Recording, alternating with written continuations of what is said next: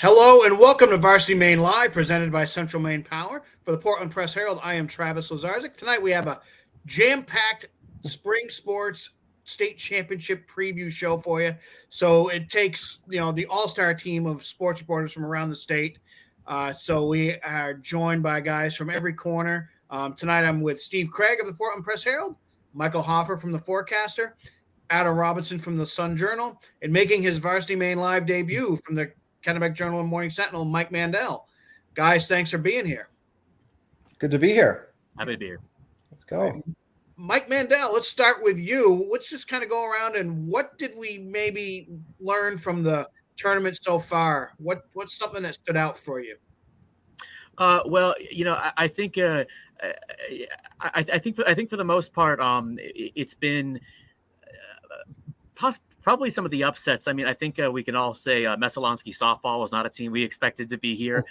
St. Dominic, which also entered the tournament with a losing record at Class D, managing to get here. And then some upsets that maybe record-wise might not have been super surprising, but I certainly did not think the Greeley baseball team, was going to lose at any point in these playoffs.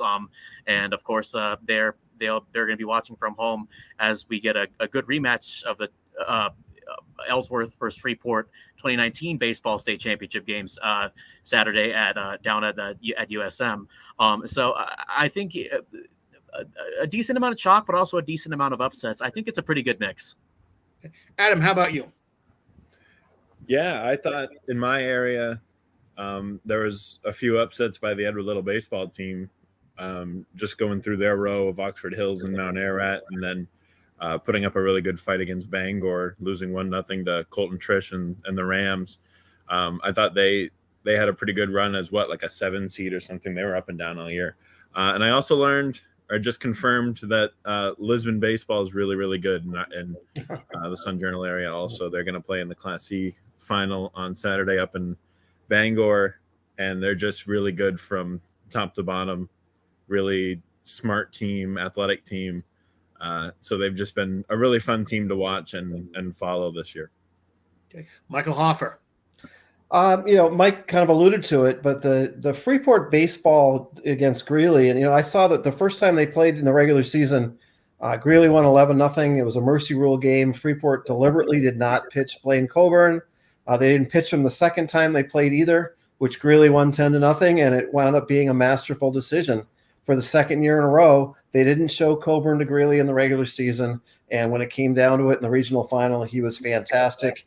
And Freeport just found a way to get the job done. And this is the fourth time now since 2016 that Freeport's gone on to the state final. And this is a program that prior to 2016 had never even gotten out of the preliminary round. So they've come a long way in a short time. They really sprung it up. I really thought that this Greeley team was – I had voted them several weeks in a row as the best team in the state. So I got to say I'm definitely surprised with that. Freeport hasn't been able to take that next step and win the state title, and it's certainly going to be tough against a very good Ellsworth team on Saturday, but I would never write this team off, and that's just something that was reinforced again the other day. Steve, what I learned, pitching and defense wins when it's on the diamond. There is such a thing as an RBI bunt double, as I saw Biddeford turn against Wyndham for the key run in a 2-0 win. And that when it comes to lacrosse, you better have a defenseman who can run the ball up the field and get it into the offensive zone. Well said. Yeah. Okay. We have athletes of the week. We're going to look at some of the kids who have had good tournaments. This is sponsored by Central Maine Power. We're committing to building a smarter, stronger, and more resilient grid at CMP, where Mainers invested in Maine. Learn more at cmpco.com. We'll start with some Mainers who performed well at the New England Track and Field Championships. We had Gorham's Andrew Farr, who was the 200-meter champion. Chevers's Frank Morang, he won the long jump. Thornton Academy's Mia Claire Kiesel won the 1,600 meters. And Edward Little's McKenna Druin won the 300-meter hurdle. So congratulations on their New England championships. In softball, some of the standouts were Brooke Jerry from Wyndham, Sophia Francois of St. Dom's, Brooke McKenney from Madison, Charlotte Donovan of Biddeford, Sammy Thornton from Halldale, Morgan Wills from Messalonski, and Emma Mishu of Winslow. In baseball, we had Cody Bowker and Josh Kopetsky from Thornton Academy, Hunter Brissett from Lisbon, Zach Johnston from Greeley, Aiden Gonzalez from Edward Little, Blaine Colbert and Nathan Abbott from Freeport. In girls lacrosse, Kaiten Dablonia from Yarmouth, she scored 10 goals in a game the other day against Chevers. Ruby Slokowski from Kennebunk, Eva Williams from Greeley, Rose Pavick from York, and Elizabeth Putnam from Brunswick. In boys lacrosse, we had Tiernan and Keegan Lathrop from Cape Elizabeth, Braden Ward from North Yarmouth Academy, Seth Codier from Waynfleet, Drew Noyes from Falmouth, and Thomas Labby from Brunswick. In tennis, George and Olivia Catone, a brother and sister combination, led Kennebunk to the Class A team championships in boys and girls tennis. And in Class C, the Waynfleet boys tennis team won their 14th consecutive title. That matches the longest streak of championships in any Maine sport. The Flyers now share that record with the Old Town High swimming and diving teams from 1985 to 1998. So congratulations to all of them. Before we get into the All-State Championship game previews, we do have polls again this week. Let's go through baseball. Thornton Academy, winners of Class A South, they got all 7 first-place votes. They're followed by Bangor, who they'll see in the Class A state game, and then Freeport and Greeley, who played that great game the other day in the Class B South final, are tied at 3rd, and then South Portland is 5th. In softball, Biddeford, they are first place with all 7 first-place votes, followed by Windham, Gardiner, York, and Skowhegan. Boys lacrosse, Cape Elizabeth, they're going on to the state championship game. They got 6 of the 7 first-place votes. Thornton Academy got the other. They are in 2nd place, followed by Yarmouth, Falmouth, and South Portland. And finally, in girls lacrosse, Kennebunk, again, all 7 first-place votes. I think they've gotten them every week, and deservedly so. 2 Yarmouth, 3 Massabesic, 4 Greeley, and 5 York. Let's start with state games. For Thornton after Cape Elizabeth. That's a great question. It wasn't me. Yeah, I don't know who voted for him. Yeah. Let's say Drew Bonifant because he's not here. Okay. All right. Can I He shout out? probably was just trying to do it early and get it done before the game. Right. Yeah. Go ahead, Adam.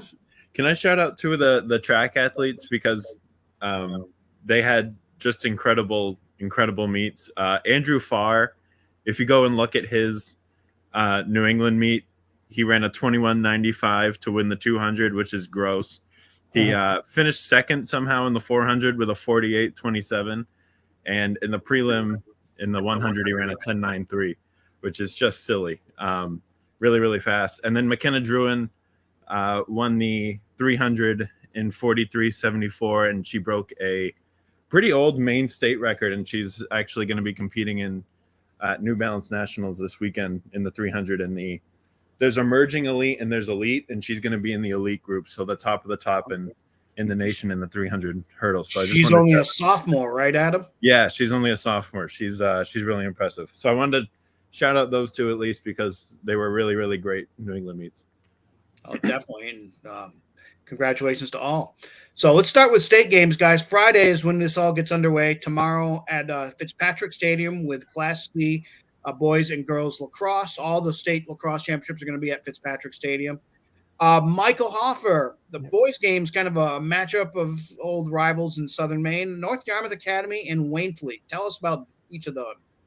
Yeah, I mean, I'm just excited that they're finally playing in the state final because the state went to Class C, 3 classes in 2018, and the first year that we had 3 classes, NYA and Waynfleet, because of the heel points, wound up playing in the semifinals, and then the state game was a very lopsided game. This is the first year they're actually going to play at states, and I know a lot of people are excited to see them match up. This isn't the powerhouse Waynfleet team of a year ago, but they've really peaked as the season went on. I think the best game they had, they took Yarmouth to overtime a couple weeks ago. That's really when their season turned around. They lost that game, but we know how good Yarmouth is, and that was a big confidence builder for them. NYA has really kind of been the team to beat since day one. They beat Waynfleet way back in the opener. That was over 2 months ago now. It was a close game. They broke away in the second half and pulled it out. But I just think it's great that those 2 teams are finally going to square off with the state final at stake. And I think it could go either way. It's probably going to come down to who settles in first. And there's a fair amount of Waynfleet kids who played on that field last year, so that might give them a little bit of an edge going in. But I think it's really a toss-up. I think it's going to be a fun game.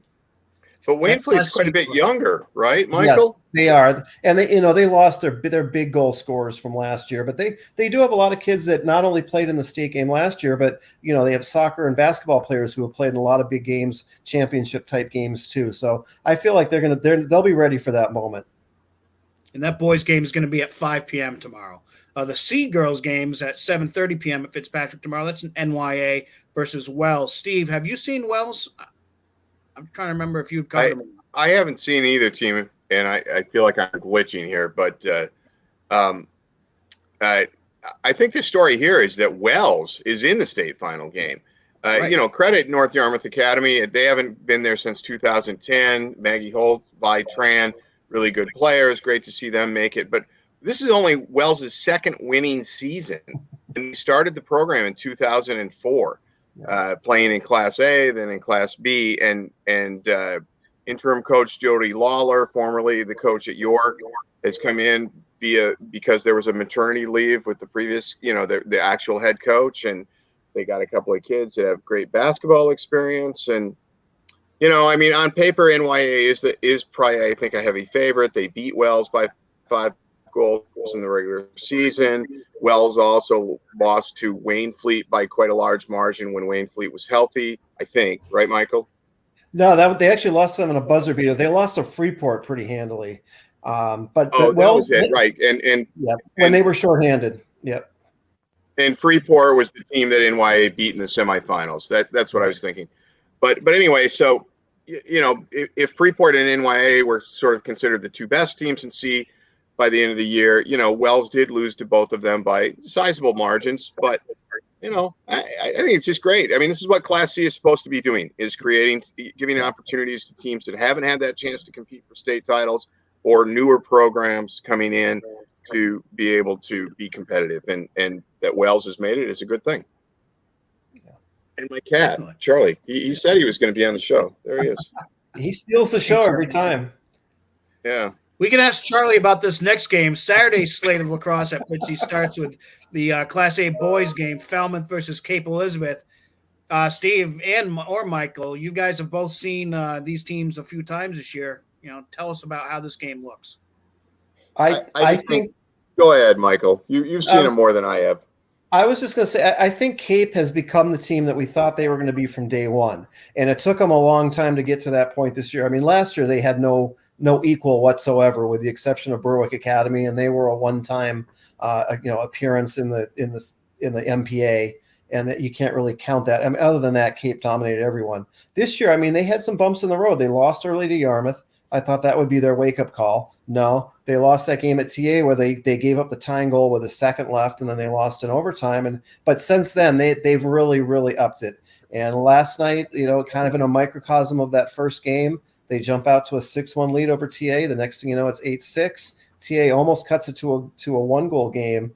Great save by Cape's goalie, Simon Alguera. And then the rest of the game, the Capers dominated. I mean, they're really peaking right now. Their offense is really amazing when you think about it. They have 7, 8, 9 guys that can score. And they have a couple guys that you absolutely have to try and stop in Nick Boudreau and Tiernan Lathrop. But, I mean, they're just so balanced. They're so deep. Falmouth played them really tough early in the regular season. They held them to a 1-goal game at Falmouth, but that was a game where their goalie, Drew Noyes, made a ton of saves, kind of like he did yesterday when he shut out Wyndham, and he's going to have to stand on his head again, because I just think Cape is really at the point now where they're ready to repeat as a champion. It's not going to be 19-6 like it was a year ago, but good luck matching up with them and their state title or bust. It's a very senior-laden team, and they're on a mission.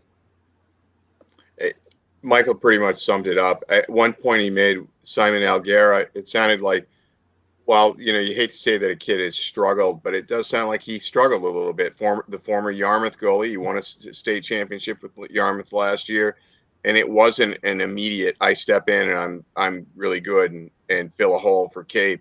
But he made several good saves in the quarterfinal game I saw against Scarborough, and generally speaking, as actually Ryan Hersey, the TA coach, said to me before the tournament started, Cape had lost a lot of their defense, and the defense had been overlooked a little bit because they were so potent last year offensively. And I think it just took them a while to kind of solidify those positions, and I believe they have. Yeah. Okay. The Class A girls game at 12:30 Saturday afternoon at Fitzpatrick is Yarmouth versus Kennebunk. Kennebunk coming in with a 31-game win streak, defending state champs. I've had a chance to see them a few times in the last week. Saw them against Massabesic in the South Regional Final the other day, and it says something about a team that can have a slow start and still be up 4-1 10 minutes into a game. Ruby Swakowski, who we see there, number 5 in the photo, great scorer, dynamic. Sydney Dumas can put the puck in the net. And, of course, Apollonia, who we heard from Yarmouth the other day, has 18 goals in the tournament, including 10 in that Chevers game. Michael, I'll go back to you. I'm sure you've seen this Yarmouth team as much as anybody. What do they got to do to try to slow down this Kennebunk juggernaut? Well, I tell you, that's a great point, but I also think, what does Kennebunk have to do to slow down a Yarmouth team that's red hot right now and playing with a ton of confidence? Kennebunk beat Yarmouth 11-3, but that was way back in late April. Yarmouth, Caitlin D'Apollonia is a veteran player. Anya Powers is a veteran player, but basically everyone else is new to the team, and they moved up to Class A this year. So there was definitely a learning curve. They were 2-3 at one point, but they've been unstoppable since, and they're playing with a ton of confidence right now. The first time they played, D'Apollonia was still recovering from a shoulder injury that she suffered during basketball. She's at 100% and actually well beyond 100% right now. I think it's going to be a great matchup. I think Slukowski and D'Apollonia are the two best players in the state, certainly the two best healthiest players in the state. And I think Yarmouth's going to go into that game with a ton of confidence. They love being the underdog. I'm not saying they're going to win, but I really think they're going to give Kennebunk a tussle. And let's face it, Kennebunk hasn't been pushed. Falmouth and Kennebunk were tied 3-3 in the regular season at halftime, and then Kennebunk pulled away and won that game. But they haven't been in a close game late in the second half. And I think if Yarmouth can keep this game close and really put some pressure on Kennebunk, I wouldn't be shocked if the Clippers pull off an upset. And let's remember, they won Class B a year ago. Just the fact that they're in the Class A state final is pretty remarkable. And, they gave Coach Dorothy Holt her 200th win yesterday. I know she'd love nothing more than to get her 201st on Saturday, and it's not going to be easy. But I really think this game is going to be a lot tighter than maybe some people anticipate. Okay. And then the B boys game, Yarmouth versus Brunswick. Mike Vandell, have you had a chance to see Brunswick play in the KVAC up in your area? I know they beat a strong Meslonsky team to get here. Yes, so that's I was at that game. I was at that game last night. And obviously the thing with Meslonsky being that they have not. It was their fifth, the fifth time that they lost one game. They came one game short of reaching the state final. They defeated.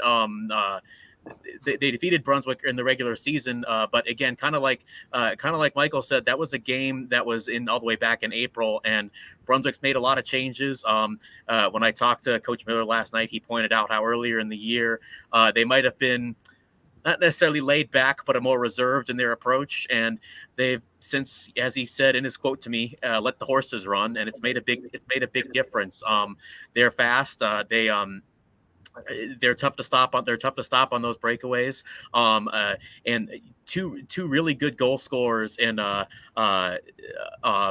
Zach Smith Hayes, Zach Stern Hayes, excuse me, and then the other 126, whose name is eluding me right now. They each scored four times in that game, and they got 2 goals from 3 other players. So. Yeah, it's going to be Thomas Labby's that player's name. It's going to be. I think you look at Brunswick too. This is a team where they've been in 10 state finals. So to go 4 years without a state final for Brunswick is a long time. And the players pointed that out to me last night. It's going to be. It's going to be a tough one for them against Yarmouth. But if they can play the way they did last night and step it up even further, who knows? I think they might have a shot. Okay. Then finally on Saturday in Class B, the girls game at 6 p.m., Greeley versus York. Steve, this York team's kind of like that Wells team we talked about earlier that just building, and now they've reached a point where they can be competitive here. Yeah, I have to be honest. I don't know a lot about the York girls. I haven't seen them. I do know that Rose Pavic and her sister, and I'm like Mike, I can't remember the sister's name, sorry.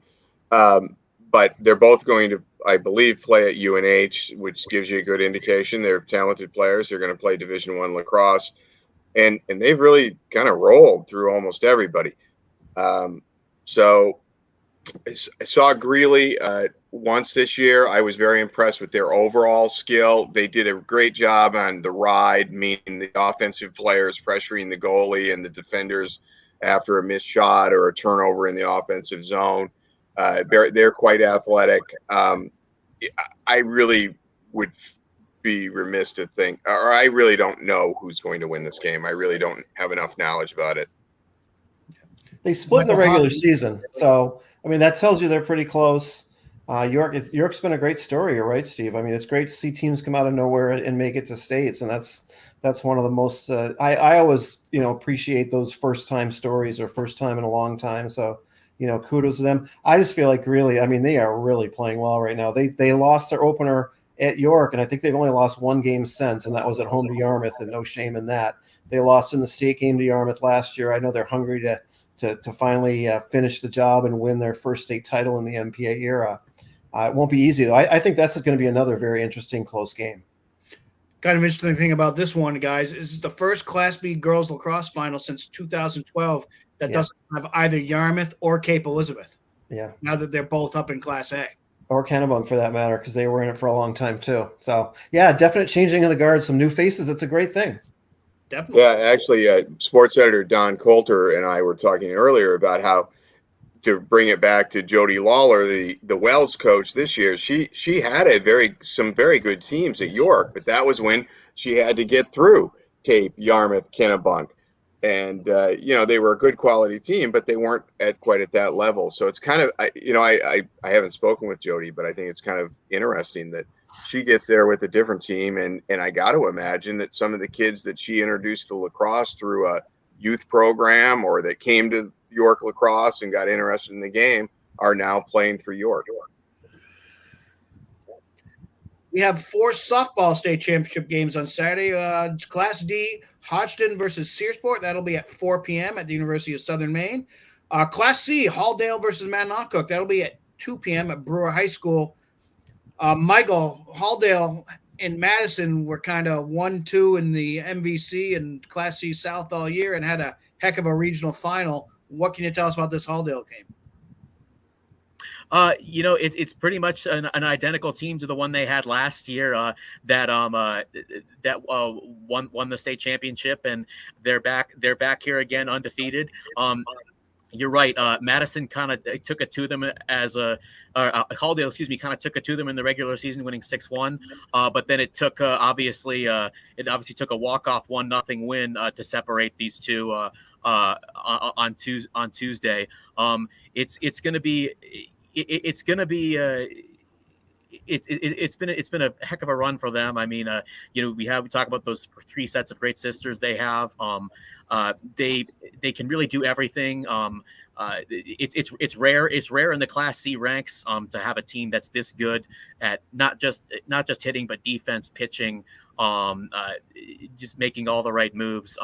And Class C North, I kind of kept an eye on because Bucksport, one of the old teams I covered, it was not the strongest of divisions this year. And Madanal Cook's obviously a storied program and has done very well to get here. But I have to think Halldale is going to be the big favorite on Saturday, and I think they're going to go out with an undefeated state championship. Okay, Class B, Winslow versus Gardiner, an old KVAC rivalry game. Winslow kind of did what they did last year, came from a low seed and reached the state game. Last year they lost to Cape Elizabeth. This year they're playing a Gardiner team that probably a mild upset that they beat York in the regional final. Mike Mandel, I'll go back to you. What's clicking for this Winslow team now?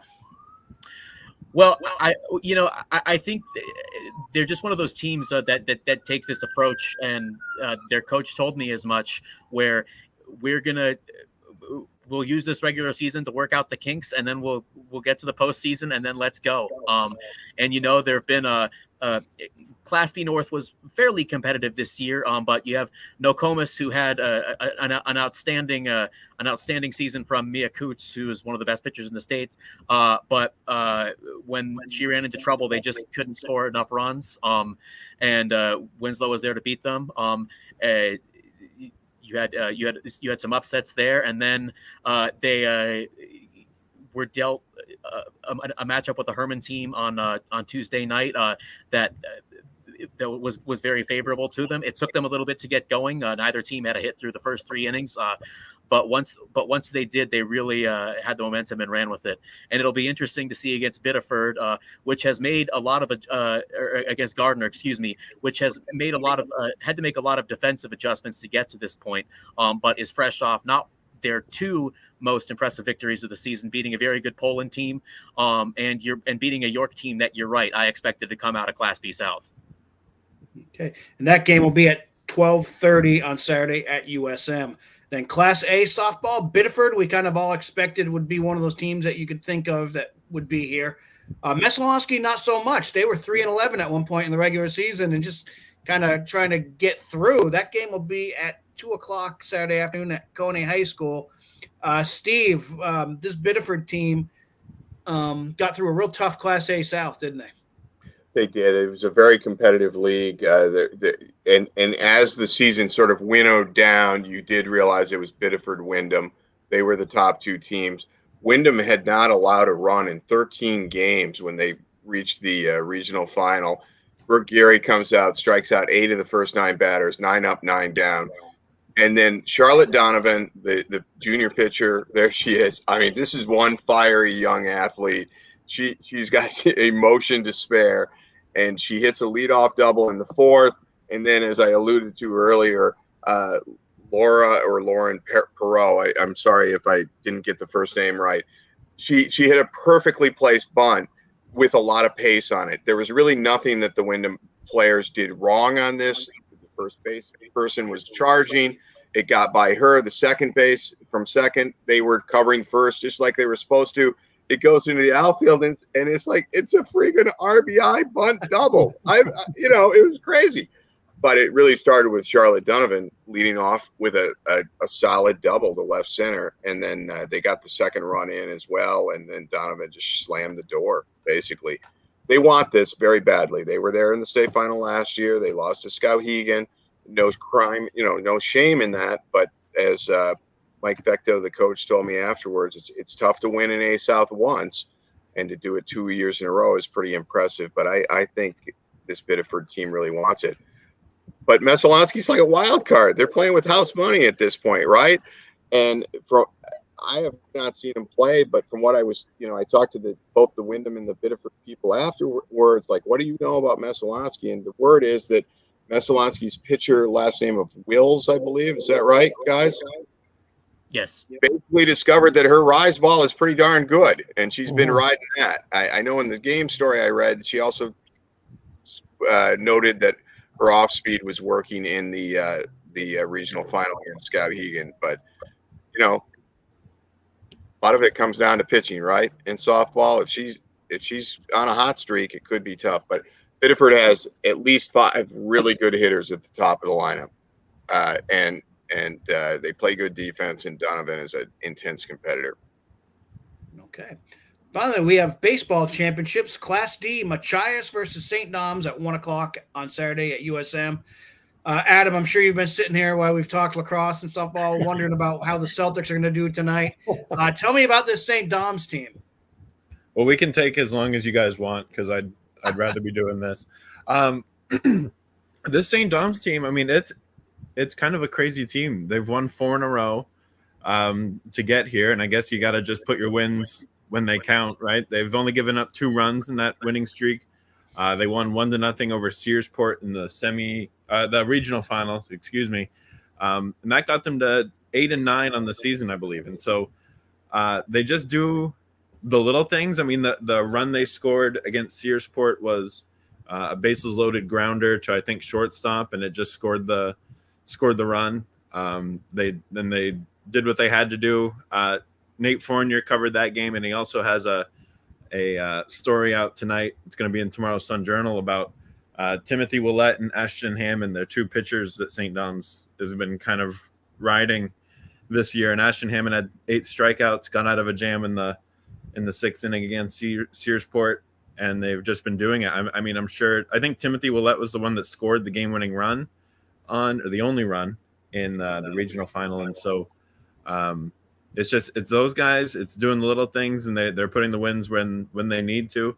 And I don't see any reason why they can't go and surprise us one more time on Saturday. I'll be interested to see how that goes. But Machias, I mean, based on their record, it seems like will be one of the top teams they've faced. Machias is 16-2, so that should be an interesting one at USM on Saturday. Okay, thank you. Class C, Lisbon versus Bucksport, two baseball teams that seem to always be in the mix in Class C. This game's going to be at 2:00 at Mansfield Stadium in Bangor. Adam, right back to you. What can you tell us about this Lisbon team? I love this Lisbon team. And Mike Mandel, I'm going to ask you about that Bucksport team if you have anything. I know you said you were following your former region teams, but this Lisbon team, they're the only undefeated team left. They can pitch really well. They got 3 or 4 guys they go to, including Hunter Brissett, who is one of the top players in the state. And he got the win against Maranacook in the C South final on Tuesday. He can do it all. He can hit. I think he walked 4 times. They weren't going to give him anything to see at the plate, but then his protection, as Coach Randy Ridley talks about, calls him as Levi Tibbetts, a junior. He's like 6'4". He's a really good basketball player. And he hits the ball hard. And he had a bases clearing triple to get to the 10th run on Tuesday. He had an RBI double against Monmouth in the semifinal last weekend, which was a phenomenal game. And I have a story coming out in tomorrow's paper on Caleb Phillips, their catcher, who got ejected last year in a semifinal against Oak Hill and couldn't play in that regional final against Monmouth, in which they lost. And it's kind of about him coming back and maturing. He's behind the plate now. He was kind of an infielder last year. And he has a really good connection with his pitchers. If you guys you can go read my story on the Maranacook game. He got ran into by a Maranacook runner. The guy lowered his shoulder into him. And the Maranacook kid got ejected, and Randy Ridley said that he almost ran out to stop Caleb Phillips because he thought he might kind of get heated again, but he handled it well, and he's matured quite a bit. So, I mean, this Lisbon team is really strong in every single area. They can hit it far. They can run the bases. They can pitch really well. And they're going to be really, really tough to beat. I mean, obviously no one's done it yet this year, and Monmouth was the closest. So I'm excited to see that in Bangor on Saturday. I hope to see if they can get it done. Mike, do you know anything about this Bucksport team? Well, it's funny because I think both Bucksport and Lisbon have gotten to this point, at least in the playoffs, without playing their best baseball. Lisbon had to edge out that game against Monmouth. They beat a 17th ranked Old Orchard Beach team in a game that maybe wasn't that impressive. On the other hand, Bucksport, I feel like they have not been hitting to their potential in these playoffs. Obviously, it's both been good enough to win. But yeah, Bucksport, it's a very similar team we had last year. I think the moment it became clear Bucksport was going to be a tough out this year was when Jake Goody, who's one of their state's best pitchers, shortly before the season was granted a 5th year of eligibility. And he's been lights out for them all year. I think if Bucksport is going to win this game, they're going to have to be hitting the ball a little bit better than they've been against Holton, against Mount View.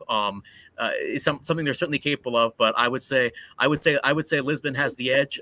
But these Bucksport kids, it's a lot of kids who have been through basketball and football together, and I'm sure there's a lot of the seniors in that team who would love to go out with a win. I'll probably pick Lisbon to win that game, but I don't think it's going to be a blowout. I think it should be some entertaining baseball. Okay. Class B, Ellsworth versus Freeport at 4:30 on Saturday at USM. We kind of hit on Freeport a little earlier. Mike, real quick. What can you tell us about this Ellsworth team? Well, it's a very similar group to the one we just saw make a run to the state championship in basketball. It's a group that's identical to almost identical to the one that last year made the Northern Maine final and lost to Old Town. They're only missing their catcher, Nate Smith, who's now one of the assistant coaches. But they're very good. I go back to like what I just said about Bucksport. Ellsworth maybe hasn't played its best baseball in these playoffs. As a matter of fact, they've needed to win both of their past two games via walk-offs. And going back to Freeport, this is a rematch of the 2019 state title game between these two teams at St. Joe's. And there are a lot of players who are freshmen on both of those teams who are playing in this game once again. Coburn for Freeport. I'm sure he'd love to end his career with the win over the team that ended his season in defeat as a freshman. And then Hunter Curtis for Ellsworth and Michael Palmer for Ellsworth, among others. So it's gonna be an interesting game. I think it's gonna be tough for Ellsworth to come through against a pitcher who might be one of the best times they've seen.